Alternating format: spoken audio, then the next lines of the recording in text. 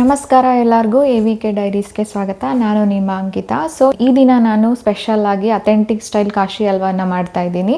So ಈ recipe ಬಂದ್ಬಿಟ್ಟು ನಾನು ಜಾಗ್ರಿ ಯೂಸ್ ಮಾಡ್ಕೊಂಡು ಮಾಡ್ತಾ ಇದ್ದೀನಿ. ಸಖತ್ತಾಗಿರುತ್ತೆ, ನಿಮಗೂ ಕೂಡ ಇಷ್ಟ ಆಗುತ್ತೆ ಅಂತ ಭಾವಿಸ್ತಾ ಈ ವಿಡಿಯೋನ ನಾವು ಸ್ಟಾರ್ಟ್ ಮಾಡೋಣ. ಮೊದಲನೇದಾಗಿ ನಮಗೆ ಕಾಶಿ ಹಲ್ವಾ ಮಾಡೋದಕ್ಕೆ ಬೇಕಾಗಿರುವಂಥ ಇಂಗ್ರೀಡಿಯೆಂಟ್ಸ್ ಏನು ಅಂತ ನೋಡ್ಕೊಳ್ಳೋಣ.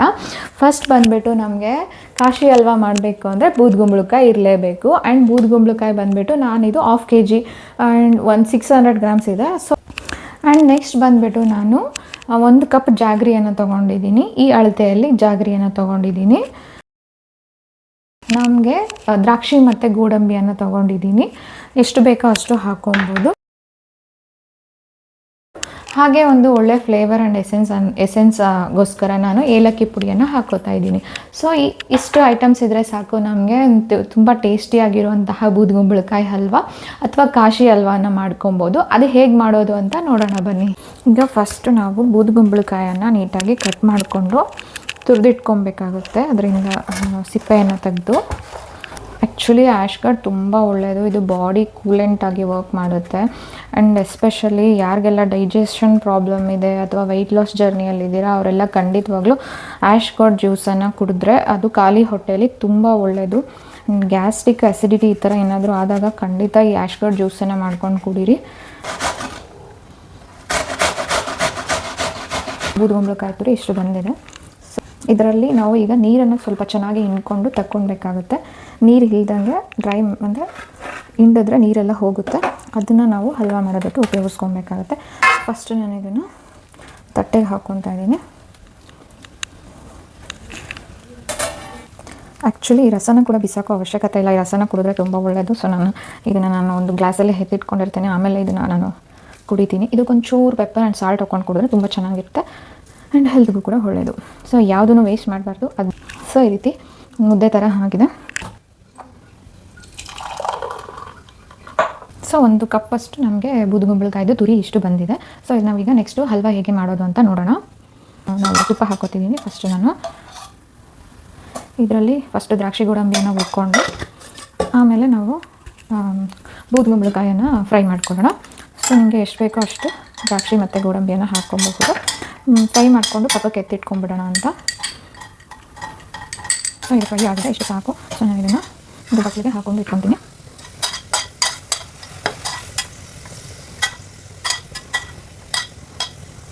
ಇದೇ ಬಾಣಲಿಯಲ್ಲಿ ಇನ್ನೊಂದು ಸ್ವಲ್ಪ ತುಪ್ಪ ಹಾಕ್ಕೊಂಡು ಮೊದಲೇ ತುರಿದಿಟ್ಕೊಂಡಿರುವಂತಹ ಬೂದ್ಗುಂಬಳಕಾಯಿ ತುರಿಯನ್ನು ನಾವು ಇದಕ್ಕೆ ಆ್ಯಡ್ ಮಾಡ್ಕೊಳ್ಳೋಣ.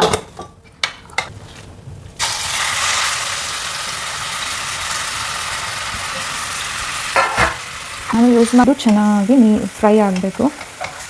ಒಂದು ಗ್ಲಾಸಿ ಫಿನಿಶ್ ಬರೋವರೆಗೂ ನಾವು ಇದನ್ನು ಹದವಾಗಿ ತುಪ್ಪದಲ್ಲೇ ಹುರ್ಕೊಳ್ಬೇಕಾಗುತ್ತೆ. ಇದನ್ನು ಹಾಗೆ ತುಪ್ಪದಲ್ಲೇ ಒಂದು 10ರಿಂದ 12 ನಿಮಿಷ ನಾವು ಅಲ್ಲಿ ಮೀಡಿಯಮ್ ಫ್ಲೇಮಲ್ಲೇ ಇಟ್ಕೊಂಡು ನಾವು ಫ್ರೈ ಮಾಡಬೇಕಾಗುತ್ತೆ. ಆಮೇಲೆ ನೆಕ್ಸ್ಟ್ ನಾವು ಅದಕ್ಕೆ ಬೆಲ್ಲನ ಹಾಕ್ಕೊಳ್ಳೋಣ. ಅಂತ ಮಧ್ಯದಲ್ಲಿ ಒಂದೊಂದು ಸ್ಪೂನ್ ಆ್ಯಡ್ ಮಾಡ್ಕೊಂಡು ಮಾಡಿದ್ರೆ ಚೆನ್ನಾಗಿರುತ್ತೆ. ಹಾಗಾಗಿ ಹಸಿ ವಾಸನೆ ಬರಬಾರ್ದು ನಮಗೆ. ಅಲ್ಲಿವರೆಗೂ ನಾವು ಇದನ್ನು ಚೆನ್ನಾಗಿ ತುಪ್ಪದಲ್ಲಿ ಫ್ರೈ ಮಾಡ್ಕೊಬೇಕಾಗುತ್ತೆ. ತಿಂದರೆ ನಮಗೆ ಅದು ಗರಿ ಗರಿ ಅನ್ನಲ್ಲ, ಸಾಫ್ಟ್ ಇರುತ್ತೆ. ಸೊ ತಿಂದು ಕೂಡ ನೀವು ಟೆಸ್ಟ್ ಮಾಡಿ ನೋಡ್ಬೋದು. ಆವಾಗ ಅಲ್ಲಿವರೆಗೂ ನಾವು ಫ್ರೈ ಮಾಡ್ಕೊಬೇಕು, ಗರಿ ಗರಿ ಸೌಂಡ್ ಬರದೇ ಇರೋಂಗೆ.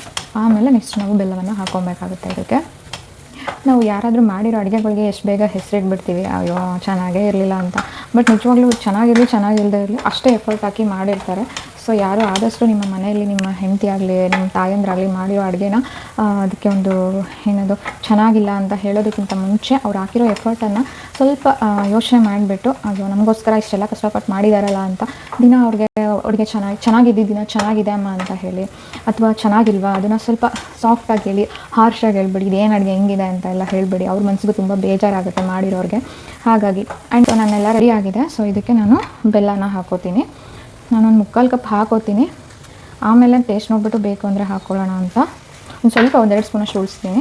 ಸಾಕಾಗುತ್ತೆ ಸಿಹಿ ಅನ್ನೋ ಕಾರಣದಿಂದ. ಹಾಗೆ ತುಪ್ಪ ತೇಲ್ಬೇಕು, ಅಲ್ಲಿವರೆಗೂ ಇದನ್ನು ನಾವು ಫ್ರೈ ಮಾಡ್ಕೊಬೇಕಾಗುತ್ತೆ ಬೆಲ್ಲದ ಜೊತೆ. ಸೊ ಈಗ ಇದಕ್ಕೆ ಸ್ವಲ್ಪ ಏಲಕ್ಕಿ ಪುಡಿಯನ್ನು ಹಾಕ್ಕೊಳ್ಳೋಣ. ಇಷ್ಟು ನಾನು ಏಲಕ್ಕಿ ಪುಡಿಯನ್ನು ಹಾಕ್ಕೋತಾ ಇದ್ದೀನಿ. ಈಗ ರೆಡಿ ಆಗಿದೆ ಆಲ್ಮೋಸ್ಟು. ನೆಕ್ಸ್ಟ್ ಇದಕ್ಕೆ ನಾನು ಮೊದಲೇ ತುಪ್ಪದಲ್ಲಿ ಫ್ರೈ ಮಾಡ್ಕೊಂಡಿರುವಂತಹ ಡ್ರೈ ಫ್ರೂಟ್ಸನ್ನು ಆ್ಯಡ್ ಮಾಡ್ಕೊತಾ ಇದ್ದೀನಿ. ಒಂದು ಬೆಲ್ಲವನ್ನೇ ಬೆಲ್ಲದ ರುಚಿ ಅಂತ. ಹಾಗೆ ಬೆಲ್ಲ ಹಾಕಿ ಮಾಡಿದ್ರೆ ಎಂಥ ಐಟಮ್ ಆಗಲಿ ತುಂಬ ಚೆನ್ನಾಗಿ ಟೇಸ್ಟಿಯಾಗಿರುತ್ತೆ. ರಾಜಗಿರಿ ಕಾಶಿ ಹಲ್ವಾ ರೆಡಿಯಾಗಿದೆ. ಬೆಲ್ಲದಿಂದ ಮಾಡಿರುವಂತಹ ಕಾಶಿ ಹಲ್ವಾ ಸಖತ್ತಾಗಿ ಬಂದಿದೆ. ಸೊ ನೀವು ಕೂಡ ಈ ರೆಸಿಪಿಯನ್ನು ಮನೆಯಲ್ಲಿ ಟ್ರೈ ಮಾಡಿ. ಇದೇ ತರಹದ ಟೇಸ್ಟಿ ಆ್ಯಂಡ್ ಟ್ರೆಡಿಷ್ನಲ್ ರೆಸಿಪೀಸ್ಗೋಸ್ಕರ AVK ಡೈರೀಸ್ನ ಫಾಲೋ ಮಾಡಿ, ಸಬ್ಸ್ಕ್ರೈಬ್ ಮಾಡಿ, ಲೈಕ್ ಮಾಡಿ ಆ್ಯಂಡ್ ಶೇರ್ ಮಾಡಿ.